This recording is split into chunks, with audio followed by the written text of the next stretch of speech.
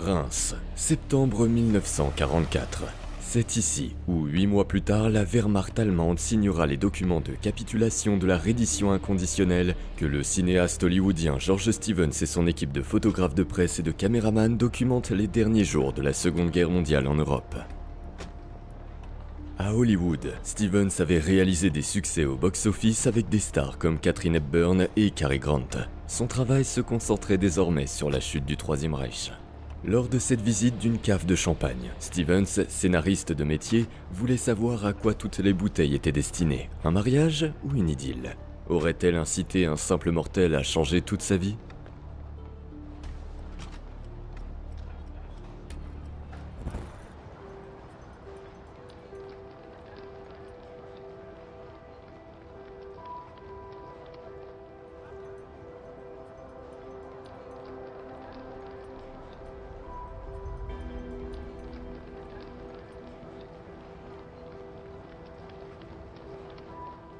À la fin du mois d'octobre 1944, George Stevens et son équipe purent poser le pied sur le sol allemand pour la première fois. Après des semaines de combat, les troupes américaines avaient pris Aix-la-Chapelle. C'était la première ville allemande à tomber aux mains des Alliés. Même si Stevens et ses hommes avaient l'intention de documenter la guerre en noir et blanc, ils avaient également avec eux des pellicules couleur de 16 mm. Cela a produit des images uniques.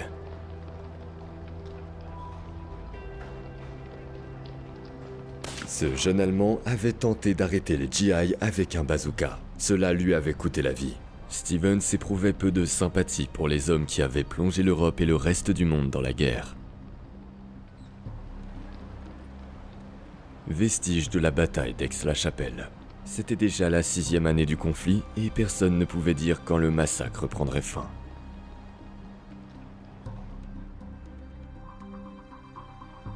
Environ 13 000 soldats de la Wehrmacht et 5 000 membres du Volkssturm, une milice allemande créée en 1944, avaient défendu Aix-la-Chapelle contre une force alliée supérieure de 100 000 GLS. Le 12 octobre 1944, le maréchal Gerd von Rundstedt avait insisté pour que l'ancienne ville impériale allemande d'Aix-la-Chapelle soit tenue jusqu'au dernier homme. Si nécessaire, les défenseurs devaient être enterrés dans les ruines de la ville, exactement comme son chef suprême, Adolf Hitler, l'avait promis.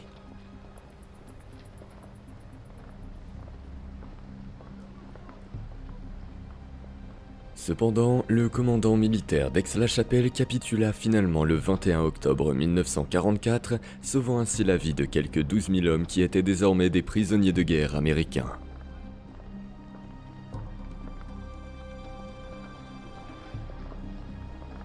Juste avant de capituler, il envoya un message radio héroïque.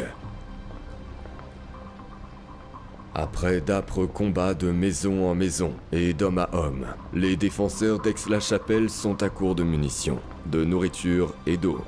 Les derniers restes de nos forces qui défendent cette ville impériale allemande sont engagés dans des combats au corps à corps autour du poste de commandement. Toutes les radios ont été préparées pour la destruction.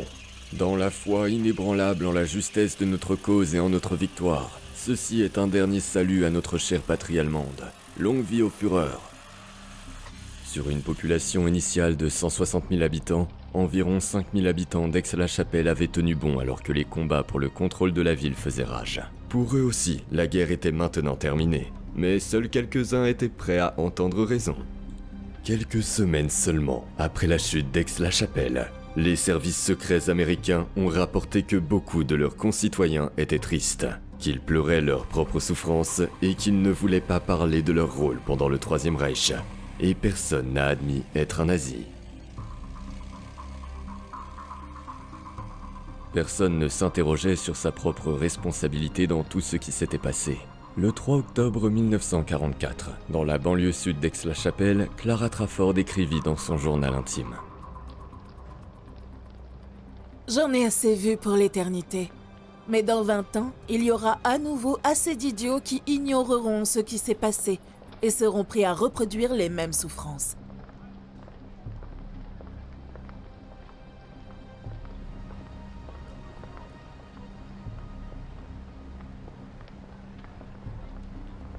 À Aix-la-Chapelle, l'équipe de George Stevens enchaînait les rouleaux de pellicule. Mais parce qu'elle ne montrait pas directement de combat, les images ne furent jamais diffusées dans aucun film d'actualité.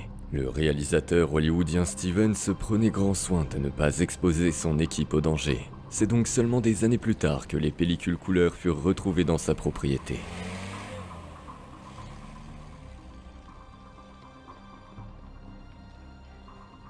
Lorsqu'il fut interrogé, le commandant militaire d'Aix-la-Chapelle défendit cyniquement les fusions de sang insensées dans la ville. Un compte-rendu de l'interrogatoire indique qu'il ne pensait même pas que la résistance retranchée en valait la peine. Selon lui, il aurait été largement préférable que les troupes déployées à Aix-la-Chapelle soient retirées à temps et pour renforcer les positions défensives à l'est de la ville.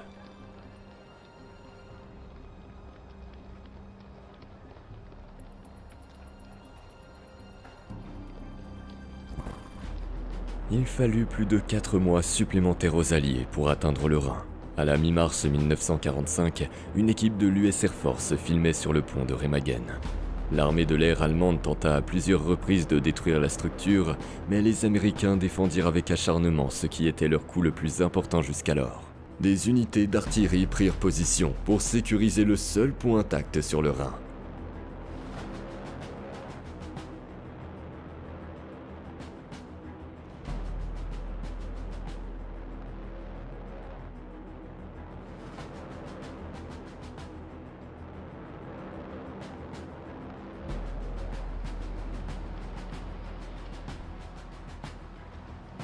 Le pont de Remagen a été l'un des premiers endroits de l'Allemagne nazie où le projet de film spécial 186 a été utilisé.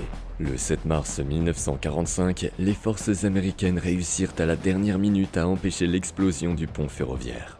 En l'espace de 24 heures, 8000 GI avaient établi une tête de pont de l'autre côté du Rhin, le fleuve du destin de l'Allemagne. Toutes les tentatives de l'armée de l'air allemande pour bloquer le point de passage furent vaines. Même le bombardement du pont avec l'arme miracle d'Hitler, le V2, s'avéra infructueux.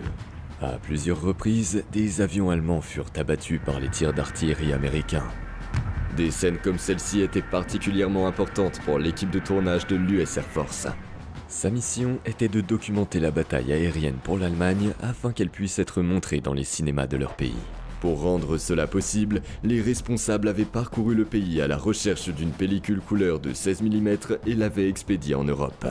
Un élément majeur de la mission des caméramans de l'US Air Force était de documenter le succès des bombardements américains. En mars 1945, une équipe se rendit donc à Duren pour filmer pour la première fois des images sur le vif. La petite ville à l'ouest de Cologne n'était plus qu'un tas de décombres.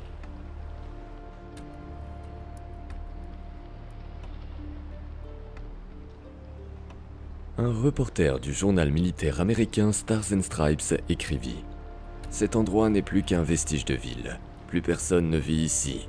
Il paraît que Duren était une ville avec de belles maisons. Le capitaine Larkins a déclaré « Si les Allemands veulent avoir à nouveau une ville appelée Duren après la guerre, ils trouveront probablement un endroit agréable à quelques kilomètres au nord et y construiront quelque chose de nouveau. »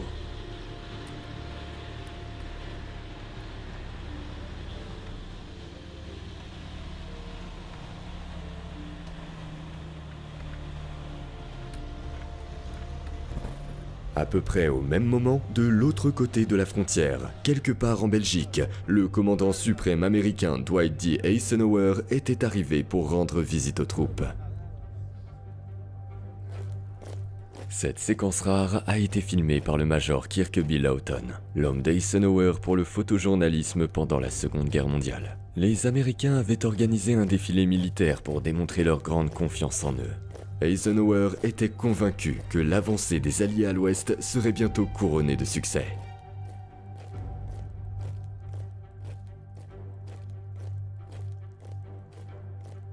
Il savait que la Wehrmacht allemande était presque incapable de se déplacer et de combattre, même à faible intensité. Mais il voulait tout de même procéder prudemment, étape par étape. Le prochain objectif majeur était une percée d'ampleur des armées alliées de l'autre côté du Rhin et jusqu'au cœur du Reich. Des centaines de milliers de GI étaient fermement résolus à mettre enfin l'Allemagne à genoux. Mais il y avait des tensions entre les Alliés quant à la bonne stratégie à adopter. Les Britanniques surtout étaient frustrés parce qu'ils estimaient que les Américains n'accordaient pas suffisamment d'attention à leurs propositions.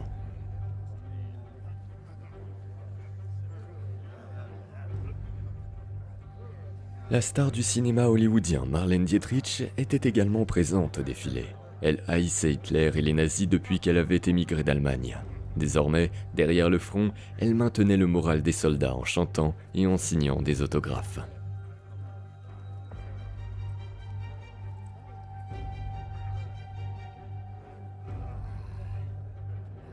Le 23 mars 1945, les Alliés franchirent le Rhin sur un large front.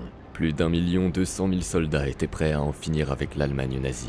L'équipement lourd fut transporté de l'autre côté du fleuve sur des ponts flottants érigés à la hâte.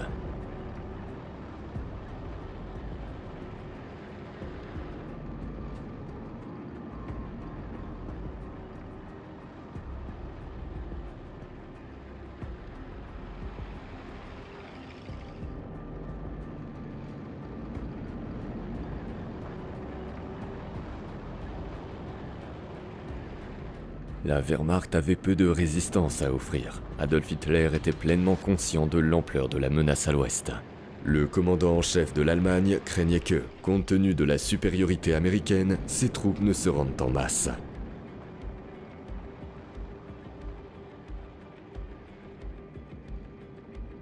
Un officier allemand écrivit dans son journal : « Nous sentons qu'une bataille décisive est sur le point de commencer.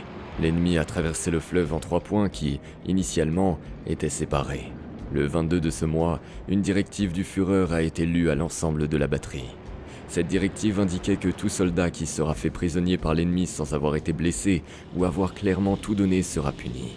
Non seulement il sera disgracié, mais tout soutien financier à sa famille sera coupé. Et sa famille sera tenue responsable de ses actes. Tous les soldats ont dû signer pour dire qu'ils avaient bien entendu l'ordre. »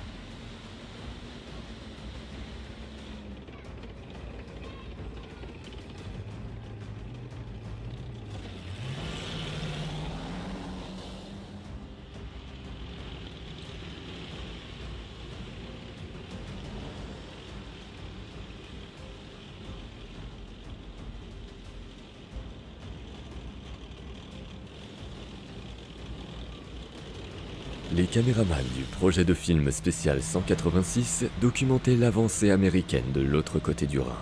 À cette époque, une jeune femme de Francfort avait l'impression de vivre dans le chaos. Nous sommes assis, ici, à attendre les Américains. J'ai enfin le temps de réfléchir à nouveau à l'histoire de notre monde, qui est si souvent écrite par des idiots assoiffés de pouvoir. Si ça ne coûtait pas des vies humaines, et n'était donc pas si tragique, ce serait en fait amusant. Le 25 mars 1945, le ministre allemand de la propagande, Joseph Goebbels, déclara que la situation militaire à l'ouest était entrée dans une phase critique, presque fatale. Au même moment, une jeune fille de la région de Westerwald écrivait dans son journal : « C'est un dimanche comme un autre, et pourtant, étant donné les circonstances tendues auxquelles on peut s'attendre, c'est un dimanche plein d'effroi et de tempêtes intérieures. Si seulement tout était fini. Il ne doit pas y en avoir pour longtemps avant que l'ennemi n'arrive ici. » Soudain, quelqu'un a crié : « Les Américains arrivent !» On n'a pas le temps de réfléchir. Comme Schiller, tout ce que l'on peut dire, c'est « tout le monde court, secours, s'enfuit !» Au fond du village, un triste tableau se présente. Est-ce là notre fière Wehrmacht allemande ? Le village s'est rendu. Environ 200 soldats allemands qui s'étaient rassemblés ici ont été faits prisonniers.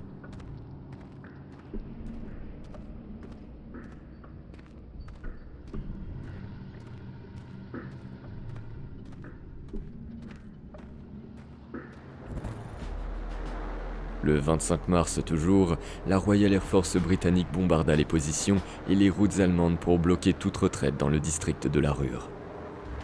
Seulement 24 heures après le début de l'opération, les Britanniques avaient déjà établi une tête de pont d'une dizaine de kilomètres de large de l'autre côté du Rhin. Dans l'arrière-pays, des camions attendaient pour transporter des morceaux d'autres ponts flottants à construire. Kirkeby Lawton, l'homme d'Eisenhower pour la couverture en images de la guerre contre l'Allemagne nazie, était autorisé à apporter sa caméra dans les zones occupées par les Britanniques et filma ces scènes de construction d'un pont flottant. Lawton se fit transporter sur l'autre rive du Rhin par les Royal Signals, une unité déployée derrière le front pour mettre en place des infrastructures et établir des liaisons téléphoniques.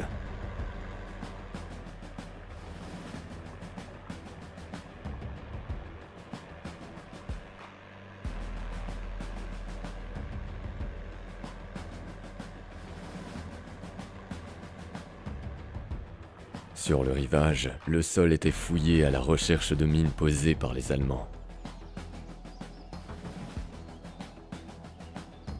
Là aussi, de nombreux soldats allemands s'étaient rendus face à des forces plus importantes.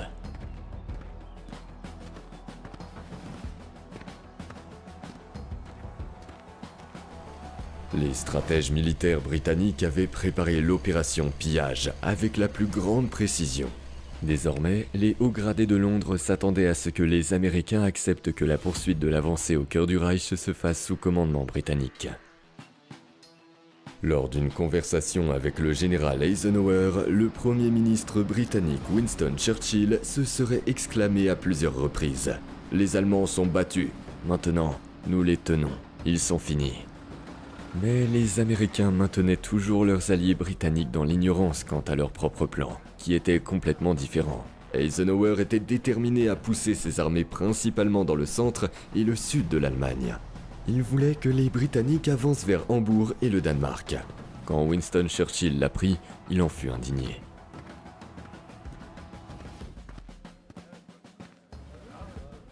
Après sa brève visite aux troupes britanniques, le major Lawton retourna au quartier général d'Eisenhower à Reims.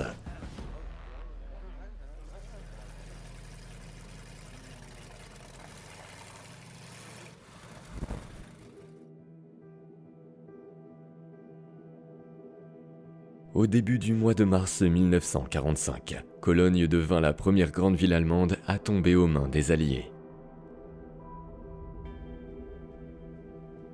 Le 26 mars 1945, une équipe de tournage du projet de film spécial 186 fut autorisée à entrer pour la première fois dans la ville épiscopale. L'US Air Force s'intéressait alors principalement aux dégâts causés par les nombreux bombardements alliés sur Cologne. Initialement, la caméra s'attardait rarement sur les quelques personnes qui vivaient encore dans la ville.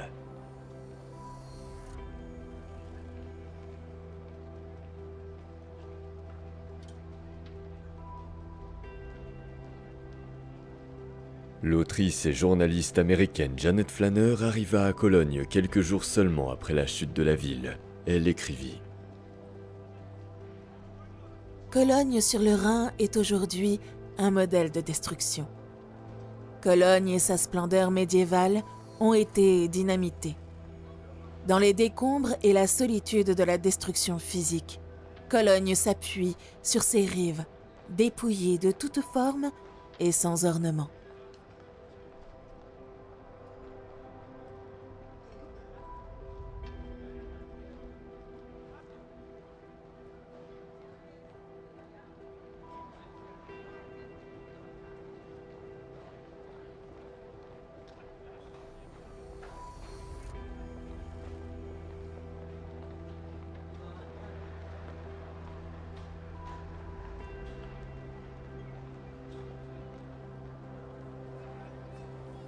Personne ne savait précisément combien de personnes vivaient dans les ruines de Cologne. Au moins 50 000 selon certaines estimations, mais le chiffre réel aurait pu s'élever à 200 000. Le 26 mars 1945, une foule s'était rassemblée sur la Schlotwigplatz pour entendre les occupants américains faire des annonces à l'arrière d'un camion.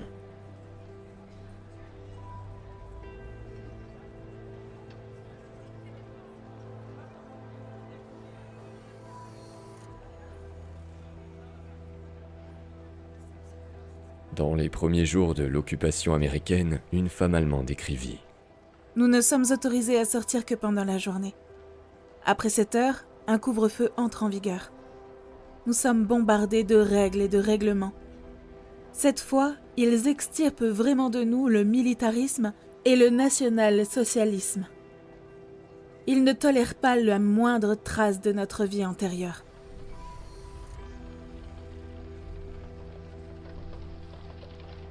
Des nazis de haut rang et des hommes de main de la SS avaient fui la ville avant qu'elle ne capitule. Les habitants de Cologne étaient surtout heureux que la guerre soit terminée pour eux. L'un d'eux déclara que l'occupation signifiait avant tout la fin des horreurs des raids aériens et des bombardements d'artillerie, la fin de la peur d'être évacué de gré ou de force et la fin de la vie souterraine constante.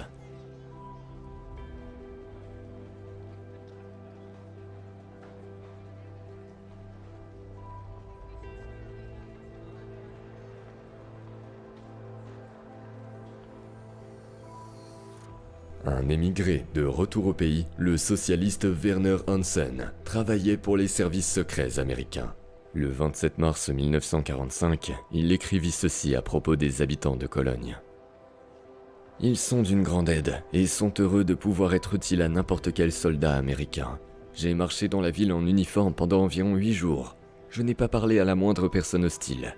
Je n'oublierai jamais la vieille femme de l'ouvrier qui m'a serré dans ses bras en pleurant de bonheur et de joie parce que les nazis étaient maintenant partis et que nous étions là. »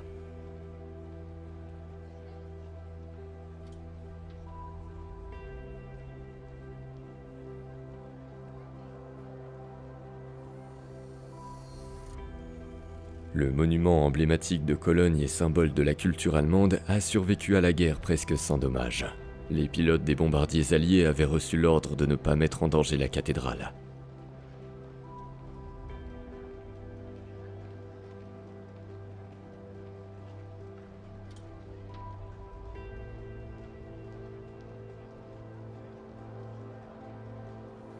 Lorsque la guerre avait éclaté, les incroyables trésors artistiques conservés dans la cathédrale gothique avaient été transportés dans un endroit plus sûr. Un caméraman de l'armée de l'air filma toute l'étendue de la destruction depuis l'une des flèches jumelles de la cathédrale.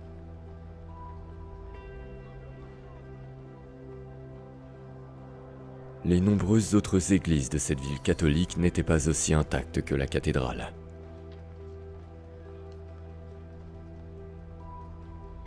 Selon des sources officielles britanniques, entre 1941 et 1945, 150 000 tonnes de bombes et 5,1 millions d'incendiaires ont été largués sur Cologne. Le chiffre réel est probablement bien inférieur, mais quoi qu'il en soit, la ville a beaucoup souffert des bombardements aériens continus. En mars 1945, personne ne pouvait prédire quand Cologne serait reconstruite.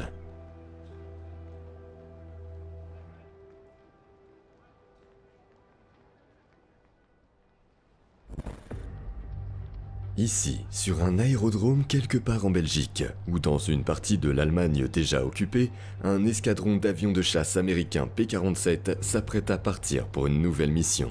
Un caméraman du projet de film spécial 186 a pris ces images des équipes au sol en avril 1945. Pour lui, ces hommes étaient les héros méconnus de la guerre dans les airs. Il s'assurait que les avions en vol soient dans le meilleur état possible.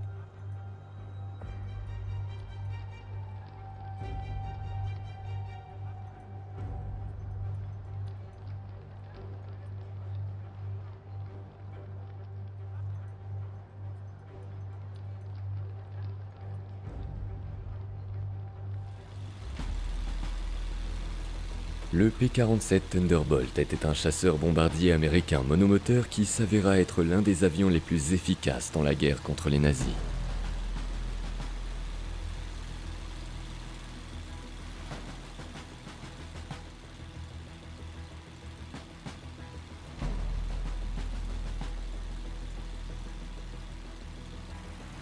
Pendant la Seconde Guerre mondiale, le constructeur américain Republic a produit plus de 15 000 de ces monoplans à ailes médianes entièrement métalliques.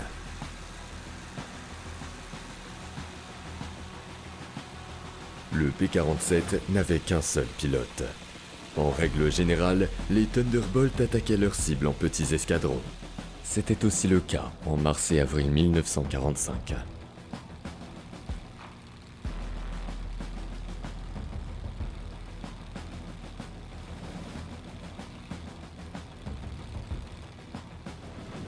Certains Thunderbolts avaient des caméras automatiques à bord qui prenaient des photos spectaculaires. Afin de paralyser les routes d'approvisionnement de la Wehrmacht, les pilotes attaquaient littéralement tout ce qui bougeait.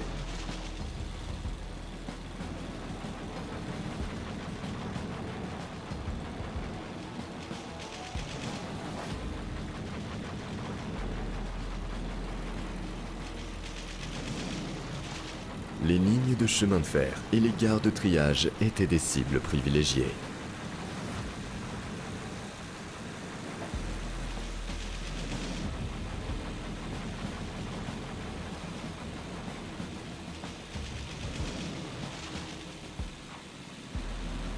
À plusieurs reprises, des véhicules individuels furent aussi attaqués, parce que chaque camion de l'armée ou voiture de l'état-major touché ne serait plus en mesure de faire perdurer la guerre en Europe.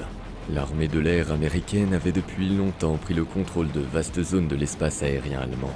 Ces avions accomplissaient donc généralement leur mission sans être menacés.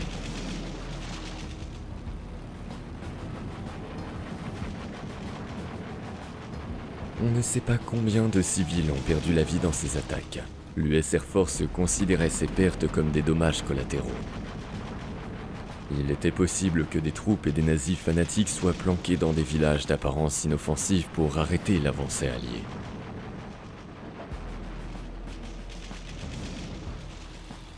La flotte de bombardiers de l'US Air Force était aussi en action au-dessus de l'Allemagne, où elle frappait des cibles stratégiques. L'objectif était de rendre inutilisables les aérodromes et les routes d'approvisionnement.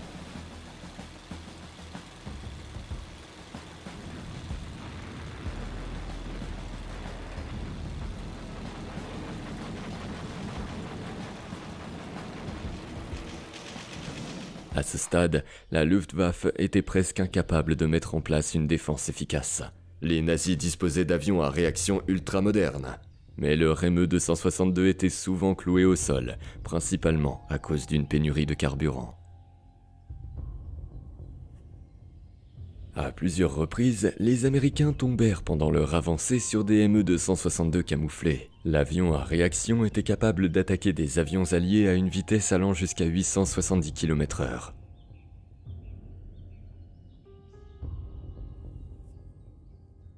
Des experts inspectent avec enthousiasme le nouvel avion et ses moteurs à réaction futuristes qui avaient été développés par Messerschmitt à Augsbourg.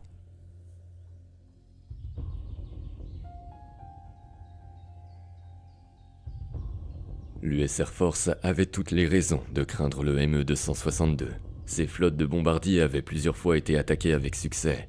Les pilotes américains avaient peu de chances de se défendre contre les avions à réaction rapide. Les ME-262 abattaient encore de nombreux avions américains, même en mars et avril 1945. Quelque part dans la partie occupée de l'Allemagne nazie, une équipe de tournage du projet spécial de film 186 filme un aérodrome totalement dévasté. Les hangars sont tous endommagés et l'épave de l'avion incendié est éparpillée.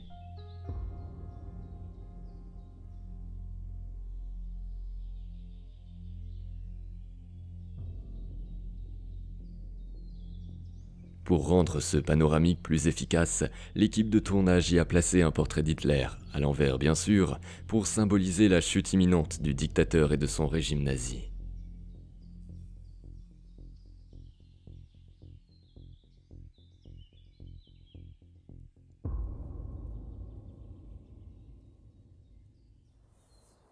Fin mars, au sud de Coblence, une autre équipe de tournage de l'US Air Force filma une attaque aérienne alliée sur un convoi militaire allemand.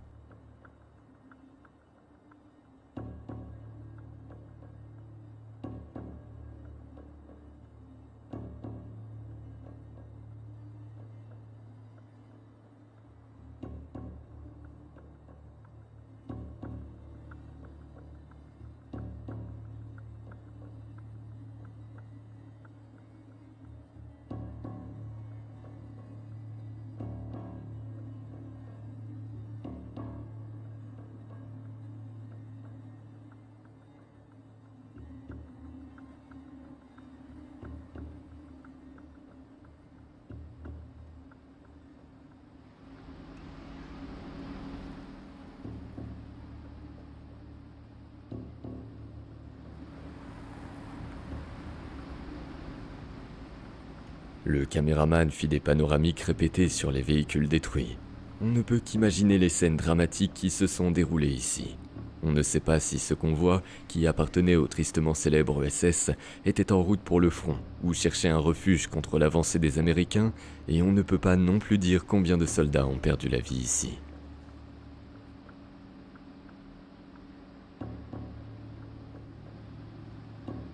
Le convoi aurait essuyé des tirs sur une route de campagne en face du château de Marksburg, sur le Rhin.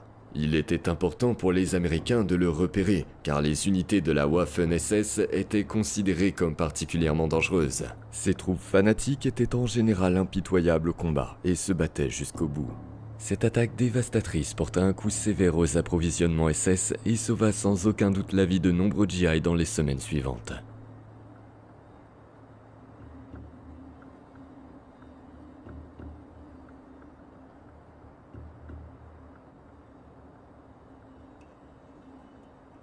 D'après les notes prises par le caméraman, cet Allemand était aussi membre de la SS. Il s'était rendu aux Américains en portant des vêtements civils d'apparence inoffensive. On ne sait pas vraiment ce qui lui est arrivé. Il fut probablement emmené dans un camp de prisonniers de guerre.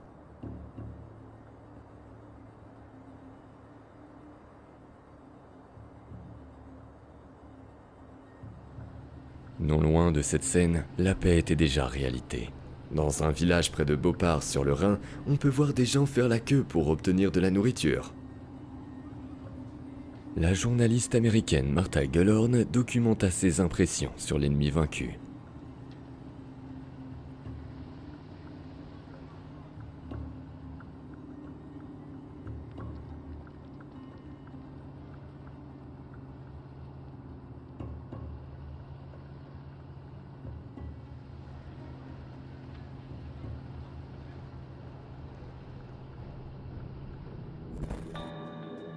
« 60 km en aval, une caméra automatique de l'équipe de l'armée de l'air filma cette séquence aérienne du pont de Remagen. Le pont, depuis longtemps devenu le symbole d'une victoire imminente, s'était effondré.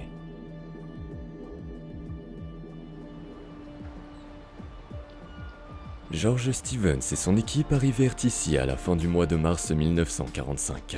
Le réalisateur hollywoodien avait été envoyé par avion de Paris sur demande personnelle du général Eisenhower pour documenter l'avancée couronnée de succès des forces alliées. Depuis le balcon de son hôtel, Stevens pouvait voir le pont flottant construit à la hâte par les ingénieurs américains pour faire traverser le Rhin aux troupes. Lorsque les États-Unis étaient entrés en guerre, le vétéran de Tinseltown, âgé de 40 ans, avait mis sa carrière entre parenthèses pour faire un travail de propagande pour le compte du gouvernement américain. Stevens et son équipe traversèrent le pont flottant à Remagen pour se rendre de l'autre côté du fleuve.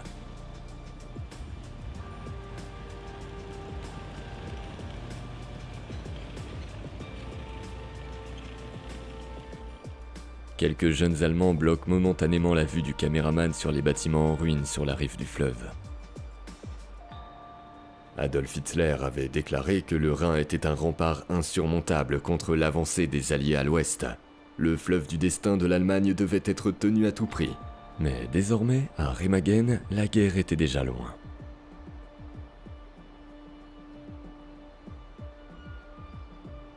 Ici, Stevens et ses hommes inspectent les ruines du pont. Le 17 mars 1945, des ingénieurs américains effectuaient des travaux d'entretien sur le pont gravement endommagé lorsqu'il s'effondra soudainement. 25 GI furent tués sur le coup et 3 autres succombèrent plus tard à leurs blessures.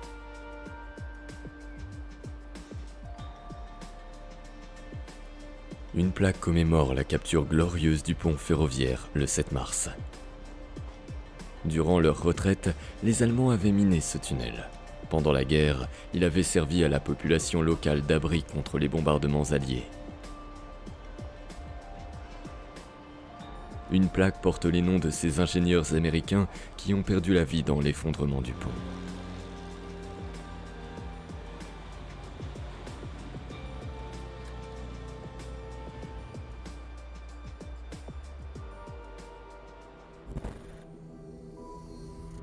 Un vol au-dessus des ruines. En mars 1944, la vieille ville historique de Francfort avait été détruite par 3 raids de bombardement britanniques.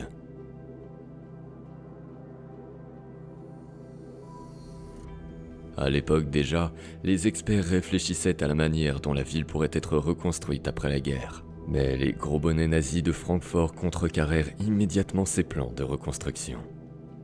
En 1944, le journal du parti nazi, le Volkische Beobachter, publia un article qui rejetait tout sentiment nostalgique concernant la reconstruction à venir de ce que le journal décrivait comme nos villes assassinées depuis les airs lors d'attaques barbares. Le journal nazi déclarait que la population devait se préparer à prendre une décision radicale et à laisser ce qui était mort reposer dans sa tombe.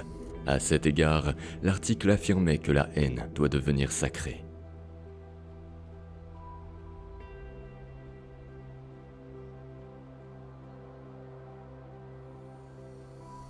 À la fin du mois de mars 1941, une équipe de tournage du projet de film spécial 186 documenta les dommages causés par les bombardements américains aux voies de circulation et aux chemins de fer à Francfort.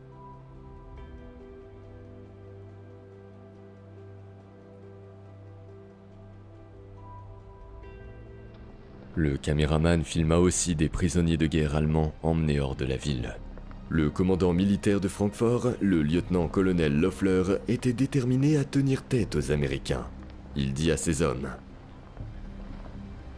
« Si nous savions que nous n'avions aucun soutien, nous pourrions agiter un drapeau blanc et mettre fin à cette affaire. Mais peut-être que nos dirigeants ont gardé un atout dans leur manche.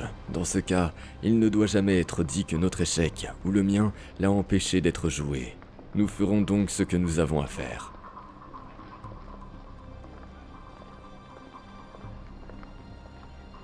Le 27 mars 1945, des obus d'artillerie américains touchèrent le poste de commandement allemand dans la ville.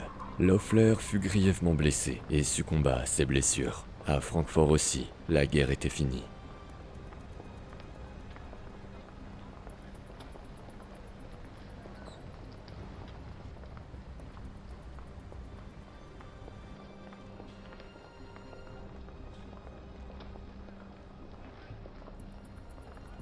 Dans le même temps, les unités américaines poursuivaient leur avancée au cœur du Reich. De nombreux villages de la région de Westerwald n'opposaient aucune résistance. Souvent, des citoyens courageux avaient accroché des drapeaux blancs à leurs fenêtres, ce qui restait dangereux, car de tels actes étaient passibles de la peine de mort. À de multiples reprises, des Allemands qui étaient fatigués de la guerre et voulaient mettre fin à la folie furent pendus ou fusillés par des nazis fanatiques.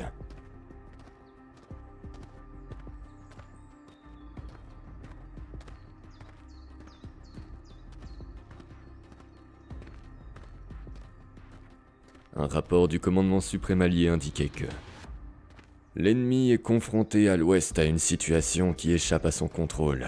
Il ne sert à rien de prolonger les opérations. Hitler est vaincu. Cependant, comme tous les autres Napoléons, il ne partira pas sans être battu jusqu'à son dernier souffle. Il ne reste plus qu'à voir combien de temps durera ce souffle, ou si les Allemands seront prêts à le suivre.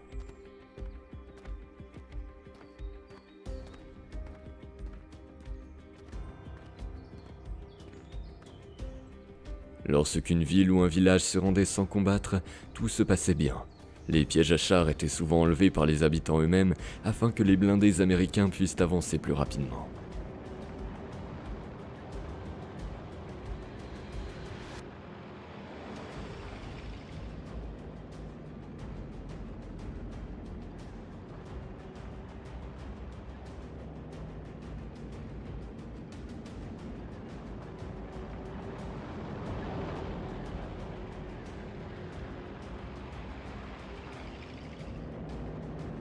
Les GI durent cependant à plusieurs reprises faire face à des soldats allemands qui étaient encore prêts à combattre.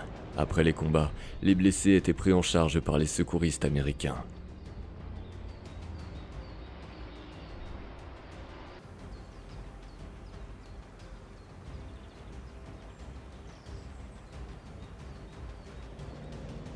Le 31 mars 1945, les troupes américaines occupaient Bad Hersfeld. Après avoir offert une brève résistance à l'intérieur de la ville, son commandant décida de se rendre. Les prisonniers de guerre français accueillirent leur libérateur.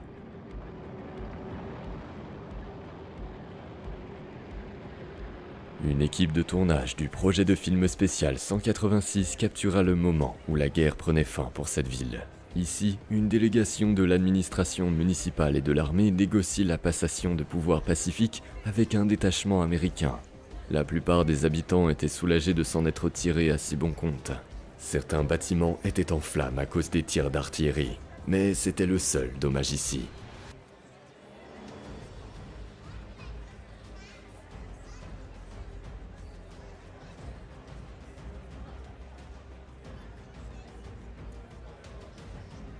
Au départ, beaucoup d'Allemands avaient encore peur des vainqueurs. Mais comme la plupart des GI étaient amicaux, leur peur cédait rapidement le pas à de la curiosité. Badersfeld pouvait une fois de plus s'estimer chanceuse.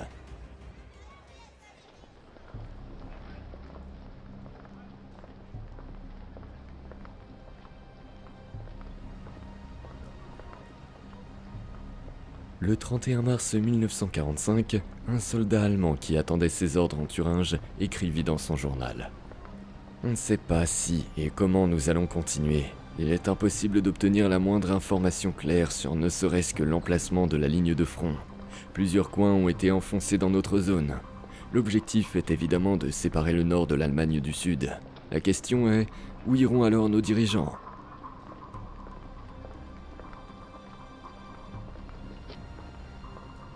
Près de Wolfhagen, dans le nord de la Hesse, un caméraman de l'US Air Force filma un camp temporaire de prisonniers de guerre.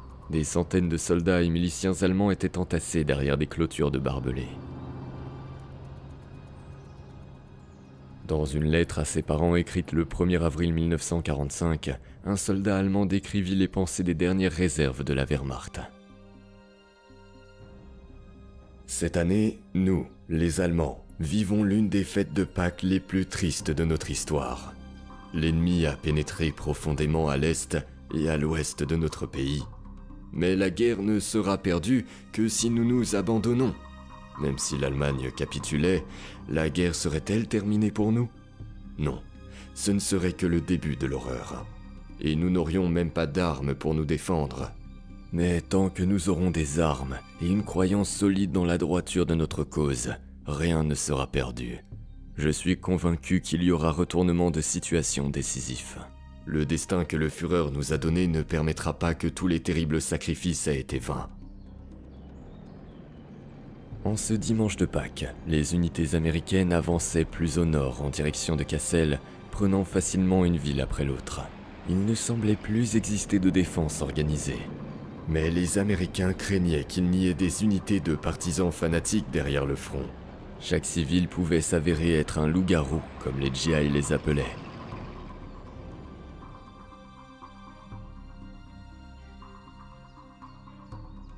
Le 1er avril 1945, des nazis annoncèrent à la radio qu'ils attaqueraient les troupes ennemies et les collaborateurs allemands partout dans les zones occupées.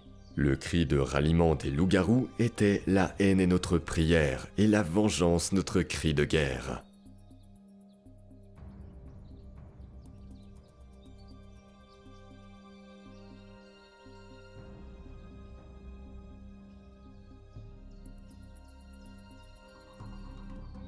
Le ministre de la Propagande, Joseph Goebbels, écrivit dans son journal : « Le loup-garou se tourne consciemment vers la minorité politique de ces âmes vaillantes, qui forment toujours la pointe d'acier du coin de plomb du peuple. »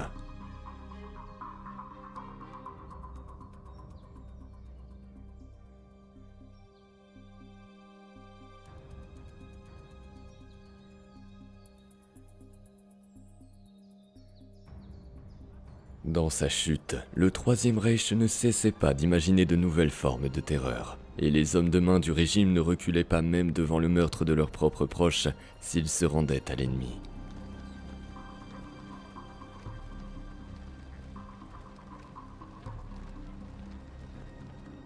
Des jours et des semaines d'incertitude attendaient encore les troupes américaines. Leur mission était de faire tomber l'Allemagne par la puissance militaire. Et les équipes de tournage américaines continuaient à documenter la fin de la guerre en couleur.